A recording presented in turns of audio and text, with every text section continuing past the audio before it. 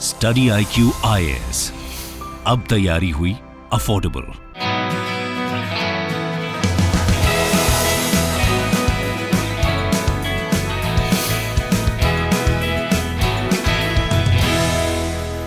Hello and welcome दोस्तों, स्वागत है आप सभी का आपके पसंदीदा प्लेटफॉर्म स्टडी IQ IAS पर।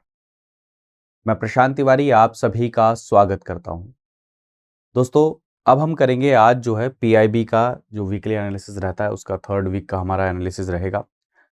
और इसके अंदर में आप सभी जानते हैं दोस्तों, इस एनालिसिस का सबसे ज़्यादा बेनिफिट आपको ये मिलेगा कि आपके प्रीलिम्स के अंदर में भी कई जगह पर डायरेक्ट क्वेश्चन यहाँ से आते हैं और कई जगह पर यहाँ के कई पॉइंट्स मेंस के अंदर में भी आते हैं। और मैक्सिमम बच्चे ये परेशान रहते हैं कि PIB कहाँ से कंप्लीट करें, कैसे कंप्लीट करें। तो उसके लिए ये PIB का वीकली एनालिसिस आपके लिए शुरू किया गया है। इस एनालिसिस में एक और चीज़ है दोस्तों कि इसका आपको PDF भी मिलेगा। वो कहाँ पर मिलेगा? प्रशांत तिवारी PDF नाम का टेलीग्राम चैनल है, आप सभी इसको ज्वाइन कर लीजिए और आपको यहाँ पर इसका PDF मिल जाएगा। आप सभी मेरे साथ इंस्टाग्राम, ट्विटर, टेलीग्राम इन तीनों प्लेटफॉर्म पर कनेक्ट कर सकते हैं। जल्दी से कभी भी कोई भी डाउट हो तो भी पूछ सकते हैं। और दोस्तों, आप सभी के लिए एक बहुत खास, मतलब ये कह लीजिए कि एक तरीके से सौगात है, या फिर एक तरीके से कह लीजिए कि आपके लिए जो एक बहुत बड़ी अपॉर्चुनिटी है, जिसमें स्टडी IQ IAS ने आपके लिए एक लाइव फाउंडेशन बैच शुरू किया। लाइव फाउंडेशन बैच का मतलब क्या कि पहले जो कोर्सेज होते थे वो क्या होते थे? रिकॉर्डेड लेक्चर होते थे। अब जो आपको मिलेगा लाइव फाउंडेशन, यानी कि आपको लाइव पढ़ाया जाएगा और पूरा का पूरा आपका फाउंडेशन यानी कि एक बेस तैयार किया जाएगा इस पूरे के पूरे कोर्स के अंदर में, जिसमें पूरा GS आपको पढ़ाया जाएगा, चाहे वो प्रीलिम्स का हो चाहे वो मेंस का। GS आपका कुछ भी नहीं छूटेगा, हर एक सब्जेक्ट को, हर एक टॉपिक को आपको पढ़ाया जाएगा। साथ में इसके कुछ बहुत अच्छे फीचर्स भी हैं। जैसे पहला फीचर क्या है इसके अंदर में? Hand written notes. आपको नोट्स बनाने की टेंशन नहीं लेनी है। आपको जो है नोट्स जो है हिंदी में भी एंड इंग्लिश में भी आपको हैंड रिटन नोट्स मिलेंगे। तो यानी कि आप अपना पूरा फोकस किस पे रखिए? पढ़ाई पर रखिए। नोट्स बनाने को लेकर परेशान होने की जरूरत नहीं है आपको। अगर मान के चलिए ये लगता है कि प्रीलिम्स जब नजदीक आएगा तो रिवीजन कैसे करेंगे, उसकी भी टेंशन नहीं लेनी, क्योंकि रिवीजन के लिए भी क्या है, यहां पर क्रैश कोर्स रखा गया। आपको CSAT की भी टेंशन नहीं लेनी। तो सारी चीजें, सुविधाएं आपके लिए यहां पर हैं। बस आपको कोड क्या यूज करना है? PRT live. तो आपको बस ये क्या याद रखना है? ये वाला कोड याद रखना है, PRT लाइव। और दोस्तों, इसकी जो क्लासेस हैं वो 11 जुलाई से शुरू हो जाएंगी। सुबह रोज 8 बजे क्लासेस हुआ करेंगी। अगर मान के चलिए आपको ऐसा लगता है कि आप सुबह क्लास लेकर फिर पूरे दिन अपना खुद की पढ़ाई करना चाहते हैं, तो भी ये बैच आपके लिए क्या है? सबसे बेस्ट बैच है। इसके प्राइसेस बढ़ जाएंगे, अभी सही मौका है, अभी इसमें क्या करिए, एनरोल कर लीजिए। आपको कितने मिलेगा? 18,999 रुपये मिलेगा। आप मार्केट में कहीं पर भी चले जाइए, किसी भी कोचिंग इंस्टीट्यूट में चले जाइए, जो आपको फाउंडेशन बैच करा रहे हैं, CSAT, इवन कई इंस्टीट्यूट में टेस्ट सीरीज की जो पैसे हैं वो अलग होते हैं, CSAT के पैसे अलग होते हैं। यहाँ पे सब कुछ आपको 18,999 रुपये में मिल रहा है। तो प्लीज आप इसको क्या करिए? ज्वाइन करिए। चलिए आगे बढ़ते हैं। तो सबसे पहला अगर अपना आर्टिकल देखें तो राइस फोर्टिफिकेशन प्रोग्राम। तो आपको अगर मैं सिंपल और सरल भाषा में समझाने की कोशिश करूं तो राइस फोर्टिफिकेशन क्या है? हम राइस के अंदर में अपने से, यानी कि आर्टिफिशियली, इसमें एक्स्ट्रा मिनरल्स ऐड कर रहे हैं, यानी कि न्यूट्रिएंट्स ऐड कर रहे हैं। तो ऐसा क्यों कर रहे हैं?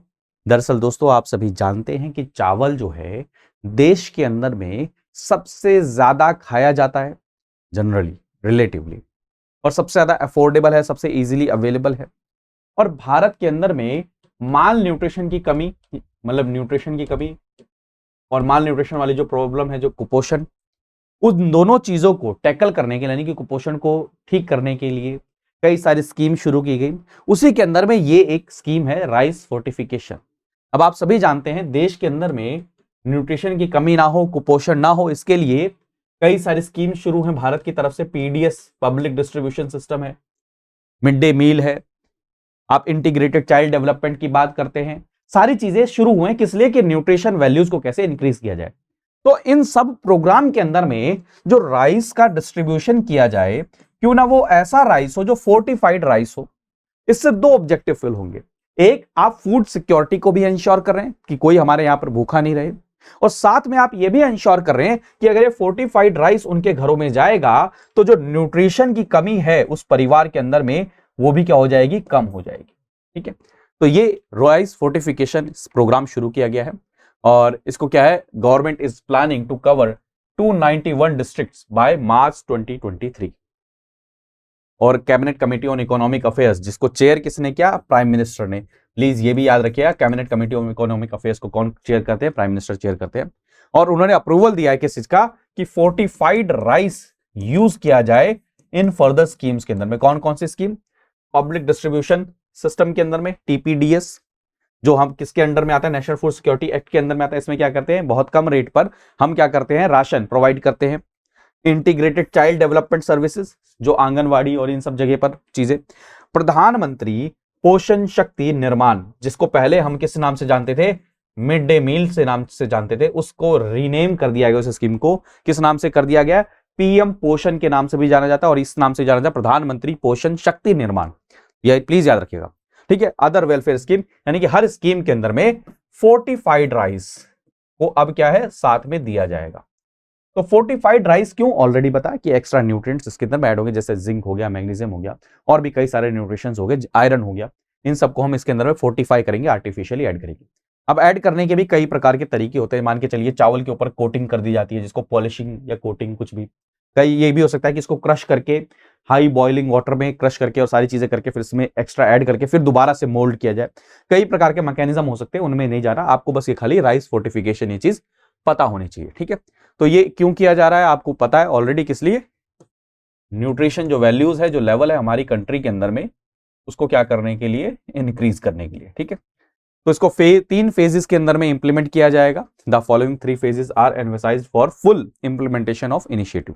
ठीक है, तो ये इंपॉर्टेंट है आपके एग्जाम के लिए। ठीक है, चलें, तो फोर्टिफाइड राइस क्या करेगा, हेल्प करेगा इन प्रिवेंटिंग क्रेटेनिज्म, गोइटर, IIH, ठीक है, brain damage. It is a cost effective and sustainable option. ये कहते हैं आपके सारे के सारे एक्सपर्ट ही कहते हैं, न्यूट्रिशन को भी करेगा, सारी चीजें। अगला जो है दोस्तों, स्टार्टअप फॉर रेलवेज। आप सभी जानते हैं दोस्तों कि रेलवे, अभी उस पे रेलवे पे पूरा कंट्रोल किसका है, भारत सरकार का है। और इसके अंदर में जो इनोवेशन और जो स्टार्टअप का जो एक एरिया है वो ज्यादातर अभी क्या है, मिस ही है, ज्यादातर इसके ऊपर में अभी कुछ ज्यादा चीजें हुई नहीं है।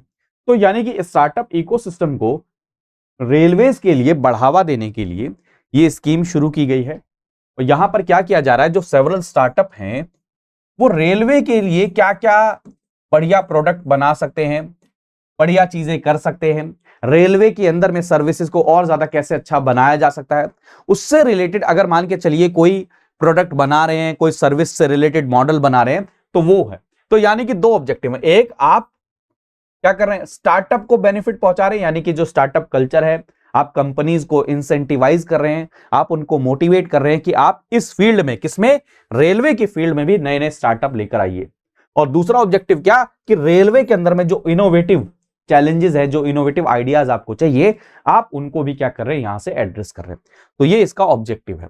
तो याद रखिए, अभी इंडियन रेलवे जो सबसे बड़ी ट्रांसपोर्टर है, आपको पता है, उन्होंने इनिशिएटिव लिया है कि अपने वहां पर इनोवेशन को कैसे इंक्रीज किया जाए, और किसके पार्टिसिपेशन के थ्रू, स्टार्टअप के थ्रू। ठीक है, क्लियर है।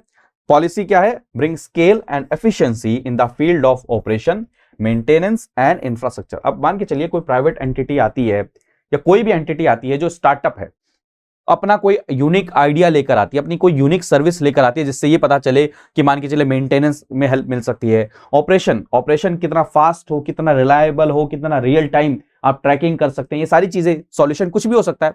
और क्योंकि आपको पता है कि ये जो एरिया है, ये वाला पूरा का पूरा है, बहुत अनटैप्ड एरिया है, और इसलिए क्या है, किया गया है, रेलवे वाले एरिया को भी ओपन किया गया है स्टार्टअप के लिए। ठीक है, याद रखिएगा इन चीजों को भी, क्योंकि ये एग्जाम के लिए इंपॉर्टेंट हो जाती है। इसके अंदर में क्या किया जाएगा, 1.5 करोड़ रुपए ग्रांट किए जाएंगे इनोवेटर को। ठीक है, इक्वल शेयरिंग बेसिस पर, जिसके अंदर में क्या होगा कि आप माइलस्टोन जो आप ऑब्जेक्टिव अचीव करते जाएंगे, आपको फिर पेमेंट मिलता जाएगा।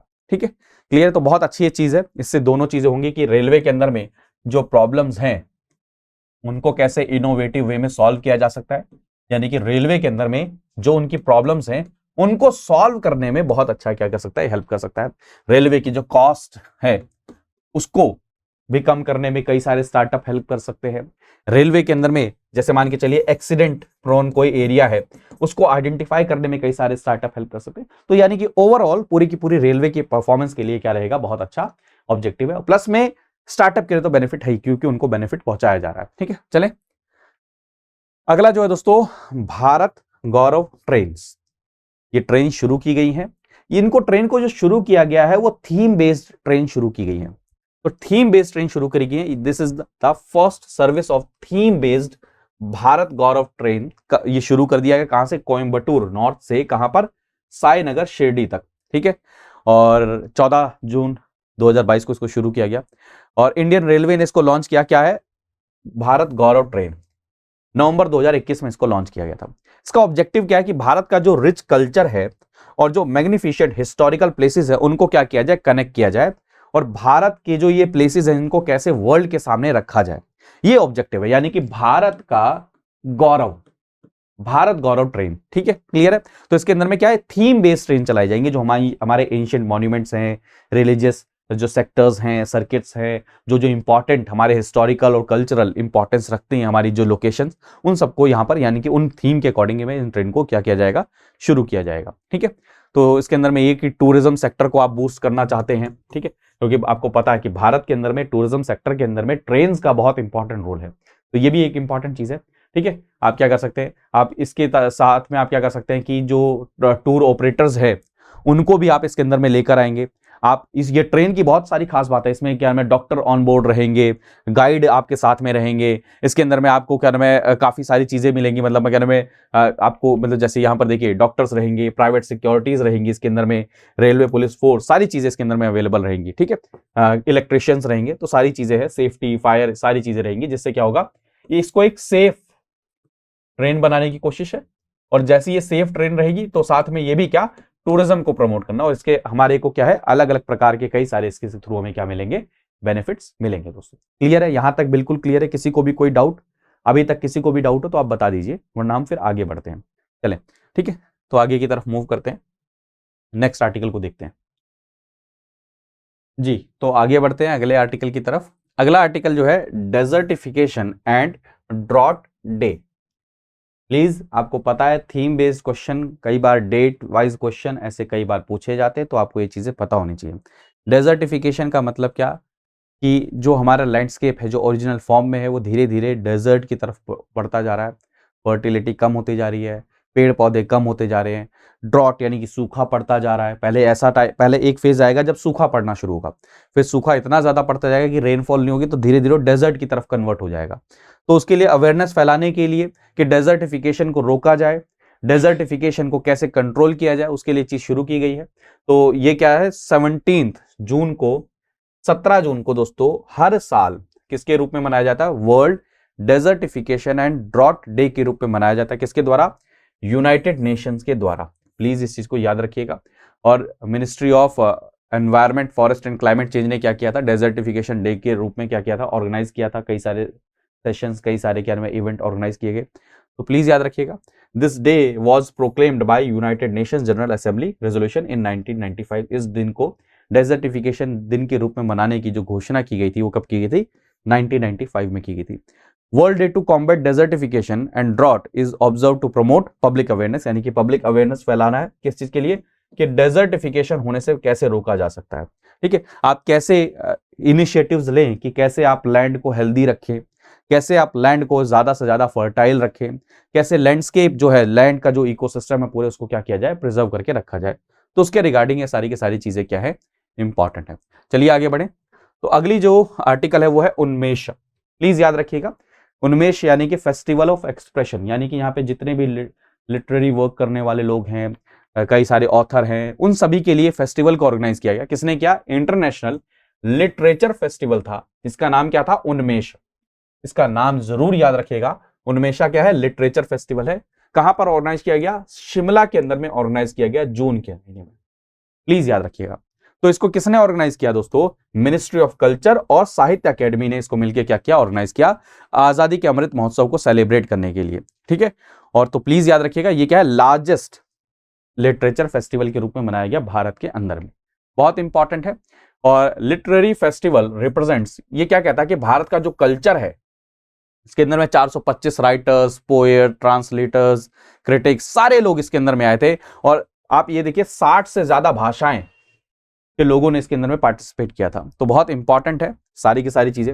इस फेस्टिवल के अंदर में काफी सारे डिस्कशन हुए, जैसे आपकी सिनेमा, लिटरेचर, ट्राइबल राइटिंग, भक्ति लिटरेचर, इन सभी का इसके अंदर में जिक्र हुआ। अब यहां से आप कनेक्ट करिए, ऑलरेडी मैंने आपको कई क्वेश्चंस कराए जहां पर भक्ति मूवमेंट से क्वेश्चन है, सारी चीजें, तो इंपॉर्टेंट हो जाता है आपके एग्जाम के लिए। ठीक है, चलें अब आगे बढ़े, अगले आर्टिकल की तरफ बढ़ते हैं फटाफट से। तो प्लीज आप ये याद रखिएगा, उन्मेष किससे रिलेटेड है, फेस्टिवल ऑफ एक्सप्रेशन किससे रिलेटेड है, लिटरेचर से रिलेटेड है। ठीक है, क्योंकि एग्जाम में क्वेश्चन आपको कंफ्यूज करने के लिए देंगे कि उन्मेष कोविड से रिलेटेड है या एनवायरमेंट से रिलेटेड, सारी चीजें आपको पता होना चाहिए। अगला जो है दोस्तों, मिट्टी कूल रेफ्रिजरेटर। मिट्टी के द्वारा ये रेफ्रिजरेटर बनाया गया, और मिट्टी कूल रेफ्रिजरेटर किसने बनाया, ये क्वेश्चन आपके एग्जाम में आ सकता है। बिना इलेक्ट्रिसिटी के चलने वाला है, नॉन इलेक्ट्रिक कूलिंग कैबिनेट बनाया गया है, क्ले के द्वारा, मिट्टी के द्वारा। किसके द्वारा, the bureau of Indian standards के द्वारा बनाया गया है। ठीक है, और इसको क्या किया है कि इसका उद्घाटन किया गया, इनोवेशन किया गया, तो बहुत इंपॉर्टेंट है, क्योंकि आप सभी जानते हैं काफी समय से ये कोशिश की जा रही है कि कैसे अपने जो एनर्जी की डिमांड है उसको कम किया जाए, उसके लिए काफी सारे इनोवेशंस लाए जा रहे हैं। तो ये बिना इलेक्ट्रिसिटी के चलने वाला जो अगर ये है, तो ये Mitticool refrigerator is a result of innovation by Mansukhbhai Prajapati from Gujarat. उन्होंने इनोवेशन करा। और मिट्टी कूल रेफ्रिजरेटर किस पे काम करता है कि इको फ्रेंडली टेक्नोलॉजी पे काम करता है और इवेपोरेटिव कूलिंग पे काम करता है, जहां पर आप क्या करते हैं, this food storage technique prevents bacterial growth and increases the shelf life of food item. बहुत इंपॉर्टेंट है, आप इसको यूज कर सकते हैं, पेरिशेबल जो सड़ गल जाते हैं फूड, उन वाले फूड को यहाँ पर आप क्या कर सकते हैं, वहां पर स्टोर कर सकते हैं इस रेफ्रिजरेटर के अंदर में, बिना किसी इलेक्ट्रिसिटी के। वरना आप क्या करते हैं, जो अभी आप जो फल होते हैं या खाने पीने का सामान होता है उनको आप रेफ्रिजरेटर में इसलिए रखते हैं क्योंकि सड़ ना जाए, उसमें बैक्टीरिया ना लग जाए, खराब ना हो जाए। लेकिन वो रेफ्रिजरेटर चलाने के लिए आपको क्या चाहिए होता है, इलेक्ट्रिसिटी की जरूरत होती है। तो आप सभी जानते हैं, एक तो इलेक्ट्रिसिटी की यूज, और दूसरा दोस्तों आपको पता है जितनी भी रेफ्रिजरेटिंग यूनिट्स होती हैं वहां से कई प्रकार की ग्रीन हाउस गैसेज निकलती हैं, और कई सारी ऐसी भी गैसेज होती हैं जो क्या करती हैं, पहले क्या आपको पता होगा कि क्या करती थी वो गैसेज, क्या करती थी कि हमारे ओजोन के अंदर में, डिप्लीशन के अंदर में बहुत इंपॉर्टेंट रोल प्ले करती थी। तो उन गैसेज को हमने रिप्लेस किया। अब जैसे हमने उनको रिप्लेस किया तो अब जो गैसेज रिलीज होती है वो क्या कंट्रीब्यूट करती है, ग्लोबल वार्मिंग के अंदर में कंट्रीब्यूशन करती है। तो उसको कम करने के लिए, एनर्जी का डिमांड कम करने के लिए ये सारे के सारे कई सारे ऐसे इनोवेशंस किए जाते हैं।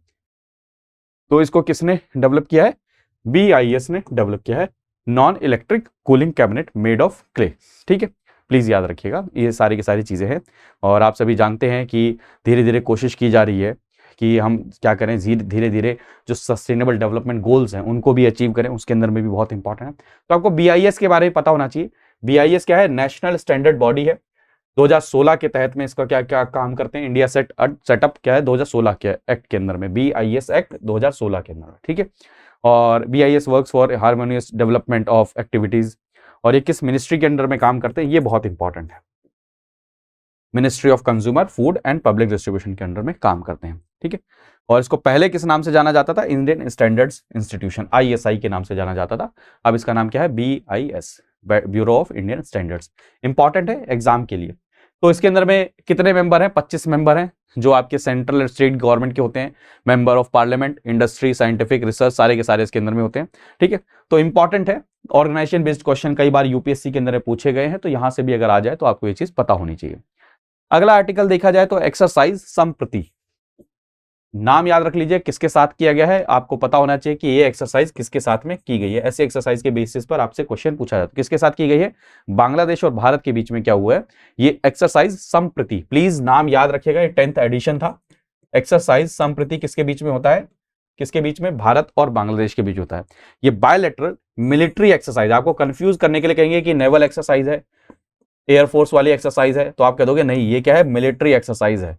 क्या है, मिलिट्री एक्सरसाइज। फिर याद रखिए 2009 में शुरू किया गया था, मिलिट्री एक्सरसाइज है, भारत और बांग्लादेश के बीच में करा जाता है। ठीक है, चलें, तो इससे ज्यादा और कुछ परेशान होने की जरूरत नहीं है इसके अंदर में। अब ये एक्सरसाइज क्यों करी जाती है, जैसे मान के चलिए कभी दो कंट्रीज की आर्मीज को एक साथ काम करना पड़े तो वहां पर कोऑपरेशन होना चाहिए, इंटरऑपरेबिलिटी होनी चाहिए। हो सकता है कभी डिजास्टर की ऐसी सिचुएशन आ जाए जहां पर दो आर्मीज को एक साथ काम करना पड़े, तो वहां पर भी आपके पास में क्या होना चाहिए, कम्युनिकेशन होना चाहिए। तो ऐसी एक्सरसाइज को क्या किया जाता है, इसीलिए करा जाता है। ठीक है, कहां पर किया गया है? यह जाशोर नाम का एक मिलिट्री स्टेशन है बांग्लादेश के अंदर में, वहां पर इस एक्सरसाइज को किया गया है, तो इंपॉर्टेंट है। अगला जो है दोस्तों सामाजिक अधिकारिता शिविर, ये इंपॉर्टेंट है, इसे डबल स्टार मार्क कर लो, सामाजिक अधिकारिता शिविर। तो आपको पता है इसमें कंफ्यूजन होने के बहुत सारे चांसेस हैं कि आप किसी और टॉपिक से कंफ्यूज हो गए। ये किससे रिलेटेड है? दिव्यांग जन से रिलेटेड है, जिनको इंग्लिश में कई बार हम बोल देते हैं पर्सन्स विद डिसेबिलिटीज, लेकिन नया वर्ड दिया गया जिसके अंदर में हम दिव्यांगजन की बात करते हैं, दिव्यांगजन। तो ये सामाजिक अधिकारिता शिविर जो है वो किस चीज के लिए, कि जो डिवाइसेस हैं असिस्टिव और एड डिवाइसेस, जैसे मान के चलिए किसी के लिए व्हील चेयर हो गया, किसी के लिए वैसाखी हो गया, कान में लगाने वाली चीजें हो गई, आंखों के लिए चश्मे हो गए, ये यानी कि आप डिवाइसेस उनको जो एड देते हैं, तो उनके डिस्ट्रीब्यूशन के लिए शिविर को क्या किया गया? ऑर्गेनाइज किया गया। किस मंत्रालय के द्वारा? मिनिस्ट्री ऑफ सोशल जस्टिस के द्वारा। प्लीज इस चीज को याद रखिएगा। कौन सी स्कीम? ADIP स्कीम के अंडर में किया गया। तो ये क्या है? ADIP scheme. तो ये याद रखिएगा, ADIP का फुल फॉर्म क्या? Assistance to disabled person for purchase fitting of aids and appliances, यानी कि अगर उन्हें कोई नया अप्लायंस खरीदना है तो उसके लिए सहयोग करना, उसको रिपेयर कराना है, उसके लिए सहयोग करना। तो ये स्कीम हमारे यहाँ पर 1981 से चल रही है दोस्तों, जिसके अंदर में हम क्या करते हैं? असिस्ट करते हैं। मेन ऑब्जेक्टिव क्या है? To assist the needy disabled person procuring durable, मतलब उनको खरीदने में, उसको रिपेयर करने में, इन सब चीजों में हेल्प करी जाती है इस स्कीम के तहत में, क्योंकि दिव्यांगजन आप जानते हैं उनको इन चीजों की जरूरत होती है आगे बढ़ने के लिए, तो समाज में वो पीछे ना रह जाए, इकोनॉमिक उनका एम्पावरमेंट ऐसा ना हो कि रुक जाए, एजुकेशन ऐसा ना हो कि उनको ना मिले, तो इन सारी चीजों के लिए उनको ऐसे एड प्रोवाइड की जाती है। तो इसके लिए शिविर लॉन्च किया गया। प्लीज याद रखिएगा, बहुत ज्यादा इंपॉर्टेंट है। शिविर से रिलेटेड सामाजिक अधिकारिता शिविर, तो ये आपको पता होना चाहिए किससे रिलेटेड है? दिव्यांगजन से रिलेटेड है। बस चलें आगे बढ़े। अगला आर्टिकल है दोस्तों major economies forum on climate and energy. इसको किसने होस्ट किया? आपके बाइडेन साहब ने, यानी कि प्लीज याद रखिएगा वर्चुअल मीटिंग हुई है किसकी? Major economies forum on energy and climate change. अब आप समझ सकते हैं इसके अंदर में पूरा फोकस किससे रिलेटेड होगा, कि कैसे एनर्जी की जो नीड है उसको फुलफिल किया जाए रिन्यूएबल एनर्जी के थ्रू, और उसके थ्रू आप जो क्लाइमेट चेंज हो रहा है उसको कैसे रोकें, क्योंकि क्लाइमेट चेंज होने के कारण में बहुत सारे एडवर्स वेदर इवेंट होने के चांसेस हैं और जो कि अभी होते हुए नजर आ रहे हैं। तो इसको किसने होस्ट किया? यूएस के प्रेसिडेंट जो बाइडेन साहब ने। ठीक है, और ये मीटिंग के अंदर में इंडिया की तरफ से कौन थे? वहां पर union minister for environment and forest climate change. ठीक है, तो प्लीज याद रखिएगा, ये भी याद रखिएगा पीएम साहब ने इस मीटिंग को अटेंड नहीं किया। तो याद रखिए सारी की सारी चीजें क्या है? इंपॉर्टेंट हो जाती हैं। तो हमारे एनवायरमेंट मिनिस्टर इस समय कौन है? भूपेंद्र यादव जी। कौन है? भूपेंद्र यादव जी, उनका नाम याद रखिएगा, एग्जाम में कभी पूछ लें, किसी भी वनडे एग्जाम में या कहीं पर भी, तो आपको ये चीज पता होनी चाहिए। ठीक है, तो यहां पर बात करी जा रही है इंडिया के अलायंस के, यानी कि जो मिनिस्टर साहब है उन्होंने कई सारे इंडिया के इनिशिएटिव्स का यहां पर जिक्र किया कि भारत देखो इतने अच्छे अच्छे काम कर रहा है। जहां पर हम बात करते हैं इंटरनेशनल सोलर अलायंस की, हम बात करते हैं the coalition for disaster resilient infrastructure की, जहां पर हम बार बार बात कर रहे हैं कि इंडिया धीरे धीरे अपना जो एमिशन है उसको कम करेगा, हम धीरे धीरे क्या करेंगे, जो हम रिन्यूएबल एनर्जी है उसकी तरफ जाएंगे, हम धीरे धीरे इलेक्ट्रिक व्हीकल्स की तरफ जा रहे हैं। ये सब कुछ हमारे स्टेप किसके लिए है? हमारे सारे स्टेप ये दर्शाते हैं कि हम धीरे धीरे क्लाइमेट चेंज को टैकल करने के लिए आगे बढ़ रहे हैं और गवर्नमेंट इसमें बहुत ज्यादा अग्रसर है। ठीक है, तो प्लीज ये चीजें याद रखिए, एग्जाम में कई बार पूछ ली जाती हैं। ठीक है, तो ग्रीन हाउस गैसेस के एमिशन को कैसे करना, और यूनियन मिनिस्टर जी ने यह भी बताया कि हमारे यहाँ पर मोदी जी ने यहाँ पर क्या है, लाइफ एक मोटो दिया जिसके अंदर बोला कि लाइफ स्टाइल फॉर एनवायरमेंट, और उन्होंने कहा कि इस एनवायरमेंट, ये जो मूवमेंट चलाया जा रहा है जिसकी हम लाइफ की बात कर रहे हैं, कि आपका लाइफ स्टाइल एनवायरमेंट के रिस्पेक्ट से होना चाहिए, कि हमारा लाइफ स्टाइल ऐसा तो नहीं है कि एनवायरमेंट को नुकसान पहुंचा रहा है कहीं। तो इसको क्या करना चाहिए, इस मूवमेंट को ग्लोबल लेवल पर क्या बनाना चाहिए, इसको मूवमेंट बनाना चाहिए।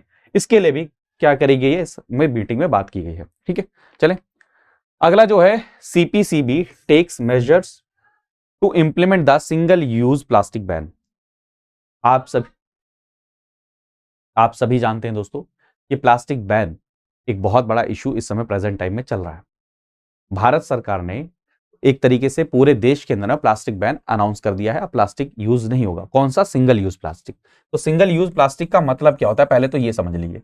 सिंगल यूज प्लास्टिक वो प्लास्टिक जो आप एक बार यूज करें और उसके बाद में उसे क्या कर दें, थ्रो कर दें। ठीक है, अब इसके लिए कई सारे स्टेट्स ने इसके इंप्लीमेंटेशन पे काम करना शुरू कर दिया है। टास्क फोर्स बनाई है, कहीं पर अगर यूज हो रहा है तो पेनल्टी भी लगाई जा रही है, ठीक है, फाइन लगाए जा रहे हैं बहुत सारे, अगर कोई बार बार कर रहा है तो उसके ऊपर और ज्यादा फाइन लगाया जा रहा है। तो प्लास्टिक बैन चल रहा है। अब प्लास्टिक बैन की ये चीजें जो चल रही हैं उसके ऑलरेडी हम हिंदू न्यूज़पेपर के आर्टिकल में डिस्कस कर चुके हैं कि प्लास्टिक बैन होने से क्या हो रहा है और ज्यादा इंपैक्ट हमारी इकोनॉमी पे, जो रेडी पटरी पर लगा रहे हैं, जो मिडल जो काम करते हैं, जो छोटे छोटे जो स्मॉल एंटरप्राइजेस हैं, रेस्टोरेंट है, उनके ऊपर में इसके नेगेटिव इंपैक्ट भी पड़ रहे हैं। तो प्लीज लेकिन अभी याद रखिएगा कि ये प्लास्टिक बैन के ऊपर में काम कर लिया गया है और प्लास्टिक बैन को बिल्कुल एक तरीके से खत्म करने की बात की जा रही है, जिसको अब plastic ban single use plastic क्या है उसकी डेफिनेशन की, जिसको एक ही बार यूज किया जाए उसके बाद फेंक दिया जाए। जैसे आपका ये वाटर बॉटल हो गया, कॉफी, ये सारी चीजें हो गई, ठीक है, ये सब कुछ हो गया, कप फूड हो गया, इनके पैकेजिंग के लिए जो होता है, जो दवाई की पैकेजिंग के लिए यूज होता है, इन सब के ऊपर में बैन लगाने की बात की गई है। अब इसके कारण में इशू क्या होगा, अब आप सभी जानते हैं, इसके साथ इशू ये होगा दोस्तों कि जो इकोनॉमीज इसके ऊपर में डिपेंडेंट है, कई सारे लोग एक तो ऐसे हैं जो प्लास्टिक बना रहे हैं, जो काम कर रहे हैं, वो भी उनके जॉब के ऊपर में भी खतरा है। दूसरी तरफ में ये भी देखने वाली बात है कि जो इसका यूज कर रहे थे उनकी इकोनॉमी पे कैसे होगा। जैसे फॉर एग्जांपल अब ये देखना पड़ेगा कि इसके ऑल्टरनेटिव क्या है, और जो ऑल्टरनेटिव है वो क्या अफोर्डेबल है या नहीं, ये भी हमें क्वेश्चन देखना पड़ेगा, ठीक है। अब ऐसा नहीं है कि प्लास्टिक के कोई नुकसान नहीं है, जी हाँ, बहुत ज्यादा नुकसान है। इवन अगर आपने देखा होगा तो प्लास्टिक का सबसे ज्यादा पता है कहां पर डंप कर दिया जाता है, ओशन में सबसे ज्यादा डंप कर दिया जाता है, रिवर में डंप कर दिया जाता है, ओपन में डंप कर दिया जाता है। अब उसके बहुत सारे नेगेटिव कॉन्सिक्वेंसेस देखने को मिलते हैं, क्योंकि आपको पता है कि प्लास्टिक जो है वो इतनी जल्दी क्या है, वो डिग्रेड होता ही नहीं। अब वो डिग्रेड नहीं होगा तो पड़ा रहता है। कई सारे जानवर उसको क्या करते हैं, खा लेते हैं, तो उनकी हेल्थ पर भी इंपैक्ट पड़ता है, एनवायरमेंट में हमारे तो पड़ ही रहा है। तो प्लीज याद रखिएगा 1 जुलाई से प्लास्टिक बैन को क्या किया गया, सिंगल यूज प्लास्टिक को हमारे देश के अंदर में बंद कर दिया गया, ठीक है। चलें आगे बढ़े। तो ये सारी की सारी चीजें हैं, और तो सीपीसीबी ने कई सारी चीजें नोटिस कर जारी करे हैं, सारी चीजें हैं। यूनेस्को ने भारत का जो हमने इंटरनेट कम्युनिकेशन, इंफॉर्मेशन कम्युनिकेशन और ये सारी की सारी जो टेक्नोलॉजी है, इन सब का जो इस्तेमाल किया कोविड के दौरान में लोगों को एजुकेशन प्रोवाइड कराने के लिए, उस इनिशिएटिव को, वो कौन सा था, ई विद्या, इसको यूनेस्को ने क्या किया है, आइडेंटिफाई किया है, उसको रिकॉग्नाइज किया है। तो ये रिकॉग्निशन रिसीव किया है, तो इसलिए इंपॉर्टेंट हो जाता है। तो क्या है, the use of information and communication technology का जो हमने यूज किया था, कब, कहां पर, कोविड के दौरान पर, उसको क्या है, यूनेस्को का रिकॉग्निशन मिला है, ठीक है। तो ई विद्या, पीएम ई विद्या, इसको क्या है, या जो जिसको यूज किया जाता है स्कूल एजुकेशन के अंदर में यूज किया जा रहा था, उसको बहुत ज्यादा क्या मिला है, सराहना मिली है। तो ये है क्या, ई विद्या है क्या, ये क्या है, आत्मनिर्भर भारत अभियान के द्वारा शुरू किया गया था, किसके द्वारा, मिनिस्ट्री ऑफ एजुकेशन के द्वारा। ये क्या है, वन नेशन डिजिटल प्लेटफॉर्म है, जहां पर जितने भी ऑल एफर्ट हैं related to digital online education, उन सभी को एक ही जगह पर लाया गया। The initiatives combines all effort related to digital online education, ठीक है। और जिससे क्या हो, जो लर्निंग है वो लॉस ना हो, क्यों, टेक्नोलॉजी के कारण में। तो टेक्नोलॉजी एक बहुत बड़ा हेल्पफुल रहा किसके अंदर में, लर्निंग एजुकेशन के, मतलब जो लर्निंग जो प्रोसेस है, जो एजुकेशन सिस्टम है हमारा, उसको सुचारू रूप से चलाने के लिए बहुत ज्यादा इंपॉर्टेंट रोल प्ले किया इसने, ठीक है। चलें अगला जो है ऑपरेशन संकल्प।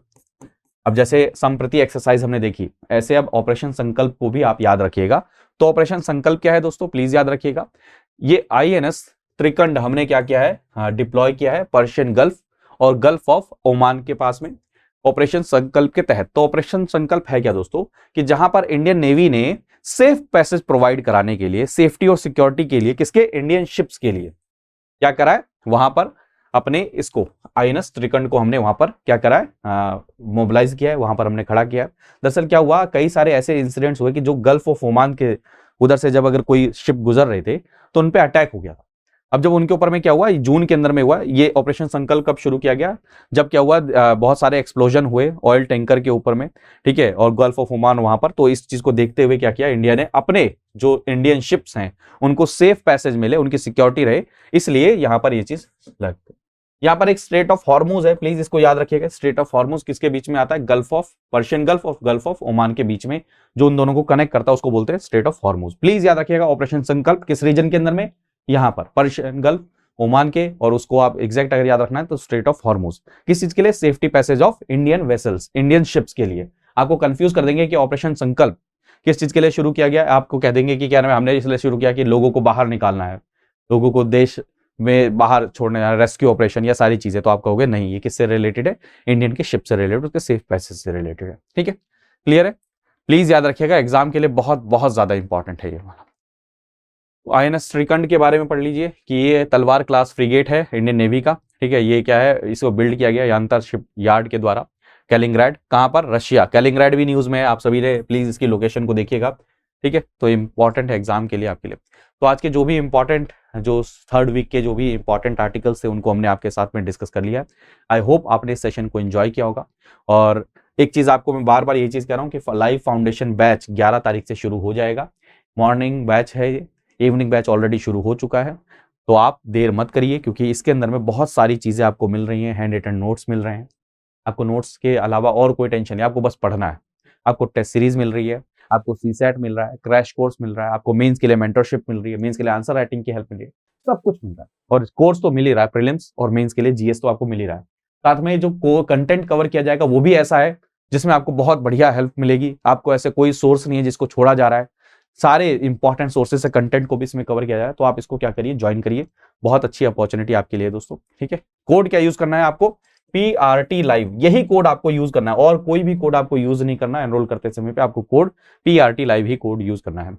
आपको इंस्टाग्राम पर ज्वाइन कर सकते हैं मेरे साथ, ट्विटर, टेलीग्राम पर आपको इसका PDF मिल जाएगा। तो मिलते हैं अगले सेशन में, तब तक के लिए अपना ध्यान रखिए, मुस्कुराते रहिए, पढ़ते रहिए। बाय बाय, टेक केयर दोस्तों, जय हिंद। स्टडी IQ IAS, अब तैयारी हुई अफोर्डेबल।